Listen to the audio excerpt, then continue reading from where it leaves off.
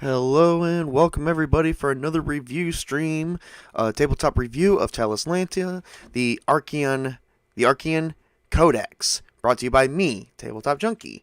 Um, and once again, this is of Talislanta, so a very old game.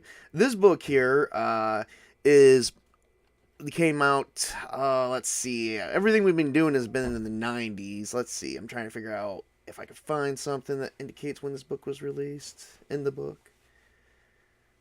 I'm guessing around 93. I could be wrong, but you guys could actually go look it up too. This is for 3rd edition Talislanta. So the Archaen Codex is basically, so I've been thumbing through it, and basically, so it's a codex, a source book of advanced magic, legend, and lore of the Talislanta game.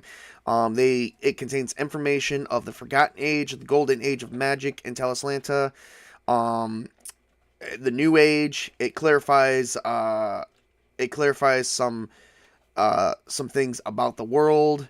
Also talks about the dark and mysterious past, and it goes into quite a few things. Talks about lost temples and codexes and tomes and stuff like that, and gives you a bunch of stuff that you could add to your Talislanta experience.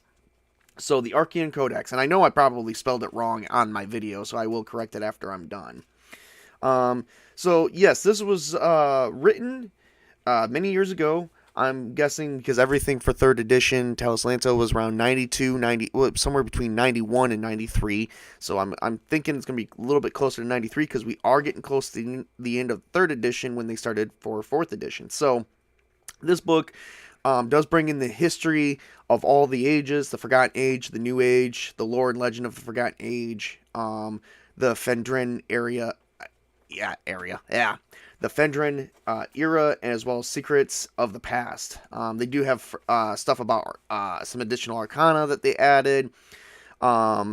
They talked about some well-known magicians, and stuff like there, as well as some individual notes, some lost books that you could have a party go and find, some powerful artifacts, a lot of powerful artifacts. There's artifacts from the Forgotten Age, artifacts of the legendary magicians, and some spell power artifacts, as well as various ancient ruins and locations of where they are at.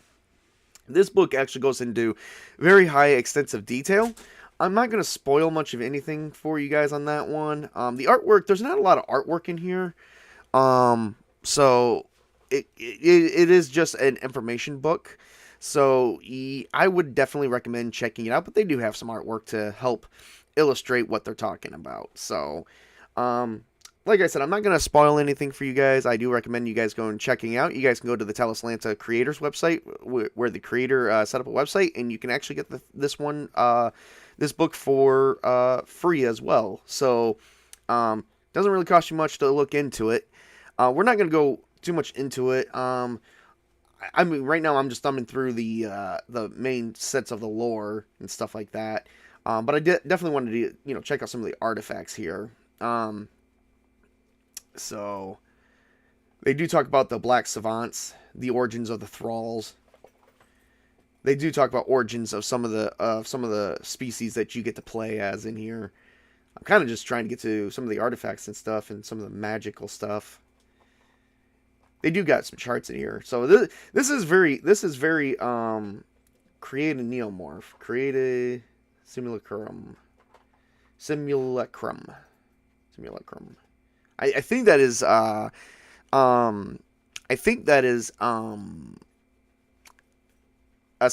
simulacrum is a kind of like an artificial life form, similar to a mimic or a golem, or something that a mage definitely would create for himself. So yes, they definitely have a lot of new spells and stuff in here that you can definitely check out for yourself. Lost magic, lost technology, stuff that you can add to your, like I said, just stuff that you can add to your game. It doesn't really much, other than that. I mean, that's pretty much what this book covers. So I don't want to keep repeating myself over and over again.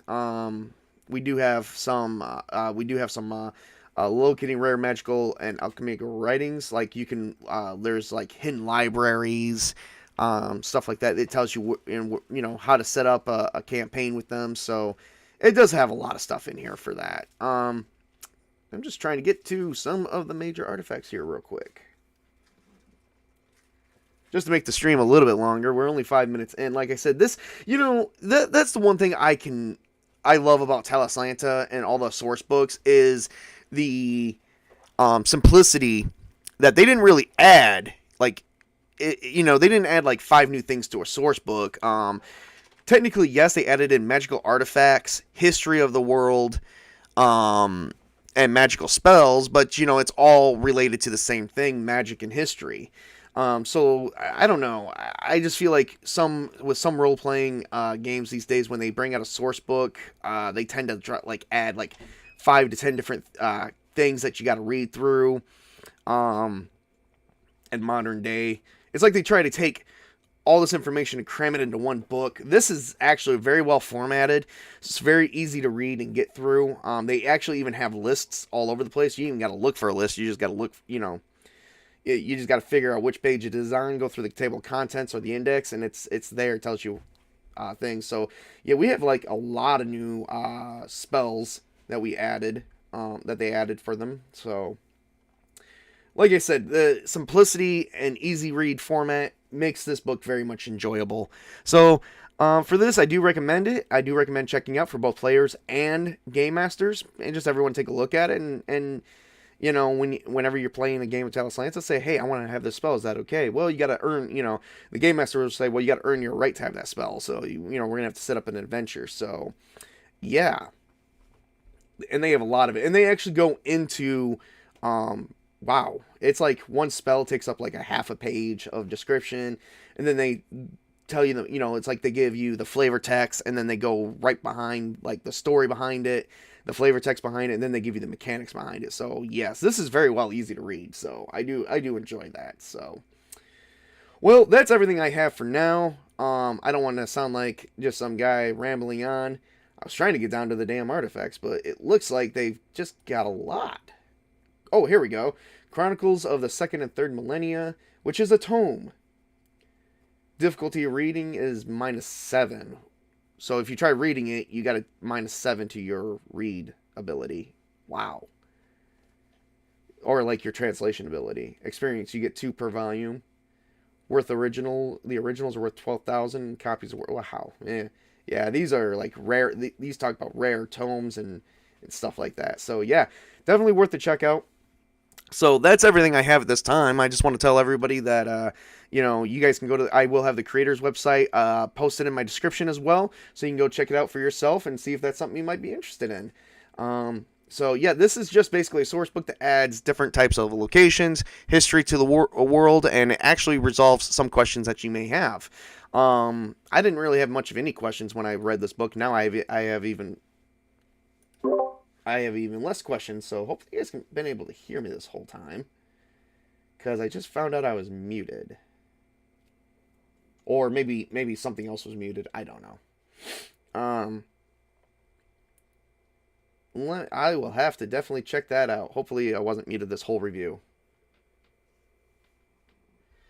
But in case I was, I will redo it. So, well, everybody, that's everything that I have at this time. Hopefully I was not muted the whole time.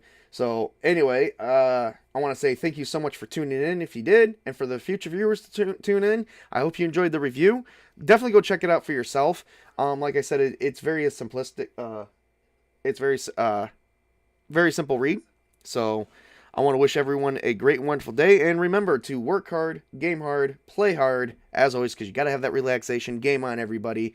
This is Tabletop Junkie telling you guys with his famous tabletop salute. Have a great and wonderful day.